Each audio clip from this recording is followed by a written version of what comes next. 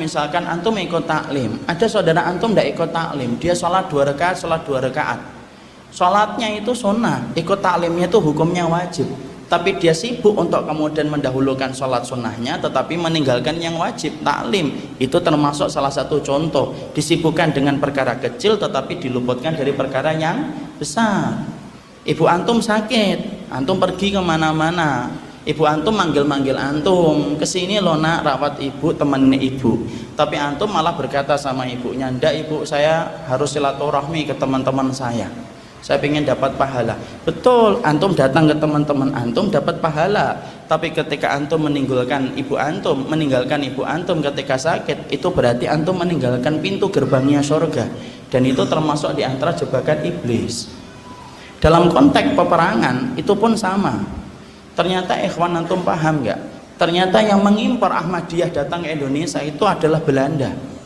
Dan ternyata salah satu double impactnya sampai ketika Ahmadiyah itu datang ke Indonesia, sampai kemudian orang-orang itu ada yang tidak mau berjuang untuk melawan Belanda, walaupun tidak banyak. Jadi ada sebagian kecil kaum muslimin pada saat sebelum 1945, mereka itu sibuk zikir, masuk masjid, masuk langgar, masuk ke pesantrennya, kemudian dia berzikir, ibadah zikir itu, tapi dia meninggalkan kewajiban yang lebih besar saat itu ketika Belanda itu menguasai tanah bumi pertiwi. Padahal amalan yang paling utama itu apa? Jihad di jalan Allah. Makanya inilah yang tadi kita sebutkan, ternyata kita ini butuh jalan pintas supaya kemudian kita bisa memasuki surga, tetapi kita tidak menafikan bahwasanya iblis itu tidak suka kalau kita itu beramal dengan amalan jalan pintas.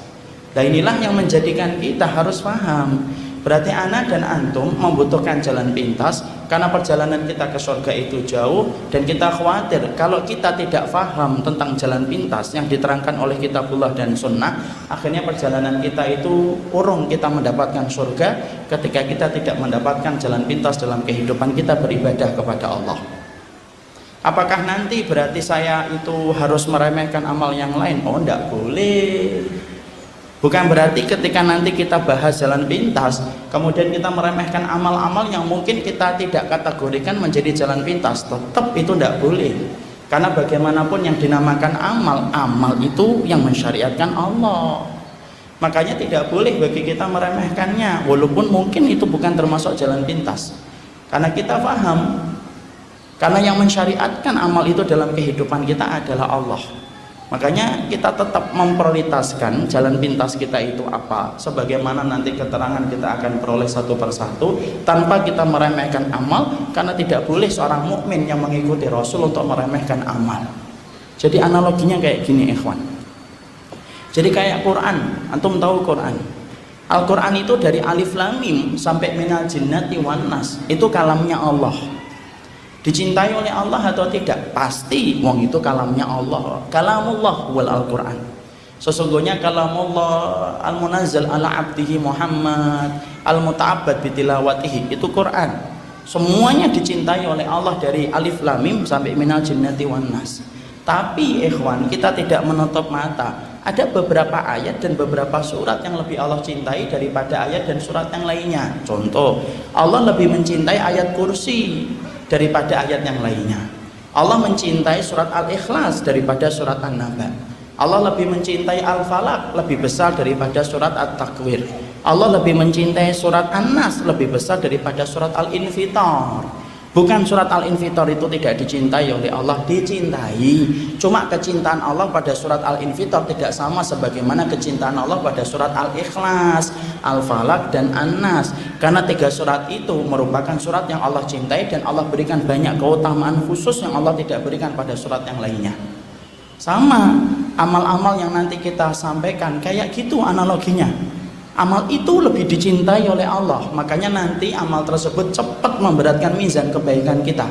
Jadi mizan kebaikan kita itu timbangannya itu cepat menjadi berat ketika beramal itu, tanpa kita menafikan amal-amal yang lainnya. Maka contoh gampangnya kayak gini. Misalkan contoh yang paling gampang analoginya, kiasnya itu gini. Ada suami istri nih. Kemudian suaminya itu ngomong kepada istrinya ketika baru nikah, "Dek, nanti kalau saya sebelum pergi ke kantor tolong buatin sarapan ya." Karena saya pengen sarapan yang dibuatkan istri, karena istri itu kalau masak pasti dengan cinta dan pengabdian. Mana kemudian istrinya, ya bukannya saya itu tidak bisa beli sarapan di warung, bisa beli sekalian warung-warungnya saya juga bisa, tapi saya ingin dibuatin sarapan oleh istri. Ini tipe suami yang agak songong dikitnya. Kemudian istrinya mengatakan, siap Bi, saya akan masakkan sarapan itu. Ternyata istrinya bisa masak banyak, masak soto bisa, mendoan bisa, kemudian masak nasi goreng telur mata sapi setengah matang bisa, nasi uduk bisa, kemudian pecel bisa. Ternyata dari semua menu-menu itu, ternyata yang paling disenangi sama suaminya itu pecel ditambah dengan mendoan. Itu seneng banget dia. Dia seneng banget itu. Ini contoh, bukan curhat ya, contoh. Saya ini kalau mau cerita ngambil contoh tuh khawatir. Ini ustadznya curcol, enggak curcol, contoh ya. Maka ternyata istrinya hari-hari kemudian pertama dia buatin sarapan, tapi sarapannya nasi uduk. Ketika suaminya pulang dari masjid, nasi uduk dibuka meja makan, nasi uduk. Senang atau tidak senang? Senang, cuma bukan favoritnya. Makan, makan. Habis, habis. Nambah, enggak. Kenapa? Bukan makanan favoritnya. Kalaupun terima kasihnya itu standar. Sembari dia jalan ke kantor, dia berkata, jazakillah khair ya Mi, sudah dibuatin uduk. Hari berikutnya ternyata dia buatin soto. Soto seneng, tapi maaf, bukan favoritnya. Ketika makan, nambah, enggak. Ketika terima kasih, standar. Thanks ya Ma, sudah dibuatin soto. Misal dari bahasa Arab pindah ke bahasa Inggris sekali-kali, walaupun taunya thanks doang. Maka kemudian standar.